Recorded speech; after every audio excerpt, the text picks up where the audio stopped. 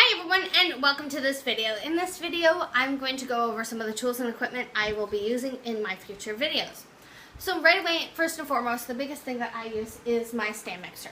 Now you don't have to actually have a stand mixer for my recipes as well. You can use a hand mixer as well as by hand. It's just going to take a little more hand power to do it. That being said, mine is specifically a Sunbeam. I can't tell you how much it was or where it was bought. It was given to me for my birthday, so I don't really know.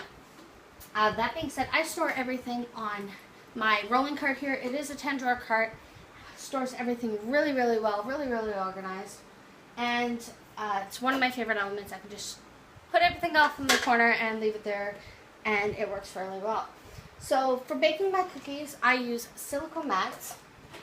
And these can be bought at any bakeware store. You can buy them online on Amazon as well. Specifically, I prefer the Silpat mat because that's the one I use in school, and it's really easy to use. I don't know how much this one is specifically because it was given to me through my college in my baking kit that I bought. But I did scour through the dollar store out here, which is the Dollarama, and I did find one that was really, really good.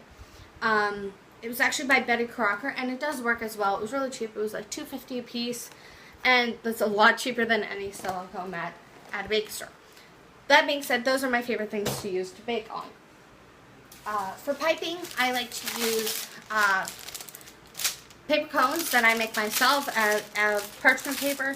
Specifically, I only like to use them for lining because it can get me a lot thinner and even line than a piping bag would. But I do still use piping bags. Specifically, my piping bags are the 12-inch disposable bags by Wilton, and really, really good for flooding cookies, things like that, and it also keeps your cookie icing dry so it doesn't dry out. Then, to go along that, I always use a piping tip. I prefer a piping tip with those of either the Wilton's 1, 2s, or 3s. 3s are a little big, but they do work, they do get the job done, and really good for fine detail.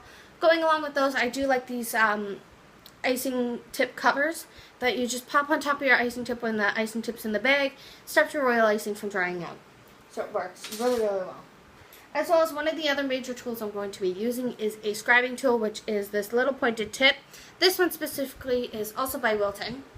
And it also has this knife tip on the end as well, which I can use to scrape up any mistakes I use. Cut through icing. It works really, really well. This specifically I use to move in circles on the cookie. It evens out the icing, helps me get into the little nooks and crannies. You don't necessarily need this because you can get away with using just a regular toothpick, but I prefer this one because it's just easier for me. One of the weird tools that I will use is actually this little tool. It's actually a cuticle pusher from the beauty aisle from Shoppers Drug Mart, and I use it to inscribe my design on there. I usually will pre-draw my design in food writer marker on a piece of paper just so I don't cross-contaminate something that's inedible, and I will run this across the lines and kind of embed the design onto the cookie so I can follow it that way. It makes it a lot more easier than freehanding it and you don't screw it up. That being said, the food writer I use is actually called Wilton's Food Writers. They come in lots of different colors, which is really good, but I specifically just use the black. You can use this to write on the cookie, drawing on the cookie. You could also use it for drawing on icing to give little designs, as well as coloring in little areas. It works really, really good for patchwork. One of the other things that I will be using a lot is Wilton icing decorating colors. Sorry. This one specifically is the Wilton gel food coloring. I prefer gel over liquid or powder just because it gives you a lot of a better vivid color, and a little bit goes a long way. It also doesn't water out it. You can get these in the small jars as well as a little bit of a larger jars separate, as well as these ones are sold in bulk as well. One of the other items I'm going to be using in these videos specifically are my number cutters. Specifically, these ones are by Fox Run. I got them in a marketplace in Toronto in a little baking stall. I can't tell you which it was called because I don't remember, but they're just like individual little cookie numbers that work really well. You'll see what I'm using them for. Finally, I also use luster dust, which these ones are specifically Wilton brand. I just use it sometimes depending on what I'm doing to give it a little bit of a sheen. little pop of color. Works really, really well. And finally, I use these 1/3 quart bowls to mix my icing in. Or I'll separate the icing into these and mix my color into them there. You don't really need anything bigger than this for the cookies. I like these specifically metal. You can use whatever you want. And it usually does its job pretty well. Now, finally, for my storing, what I do is I prep all my cookie dough ahead of time.